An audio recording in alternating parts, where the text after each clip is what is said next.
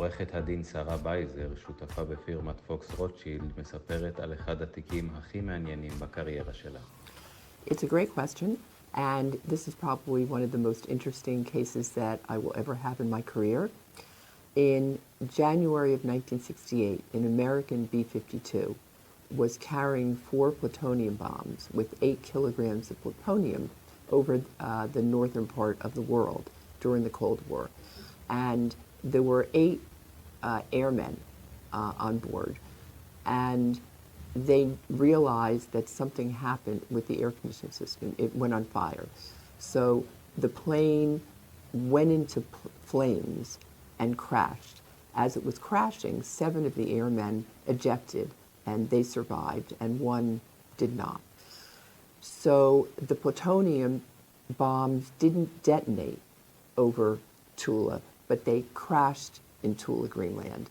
And why did this become a case, and why was this connected to me, is a question you probably have.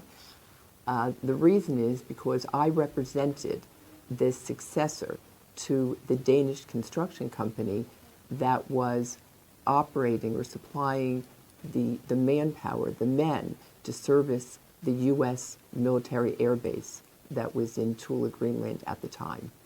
So American servicemen as well as Danish servicemen spent 4 to 5 months cleaning the area of all the radioactive snow that was at Tula. So all of the radioactive snow was put in 50 or 60 huge tankers, and eventually in September of 1968 it was all shipped to America to a place unknown in South Carolina. So what happened years later? Starting 20 years later, of the 1,400 Danish workers that were servicing the U.S. military base, they began to get cancer.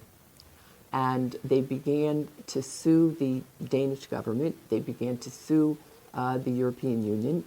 And in the year 2010, they learned that there were acts in the United States that they could bring an action against.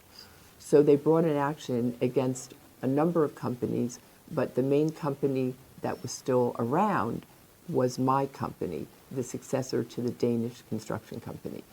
So we defended against there were 4 Danish employees who alleged that they had certain kinds of cancer as a result of the crash of the U.S. B-52 in 1968. So that was about 40 years earlier. We had to go through every single, to the extent we could, top secret records, which were then declassified. We had, as experts, the top nuclear scientists in the world that had worked in Chernobyl and other kinds of nuclear accidents throughout the world. And the case eventually for a variety of other reasons, but eventually was one of the reasons that the company went out of business.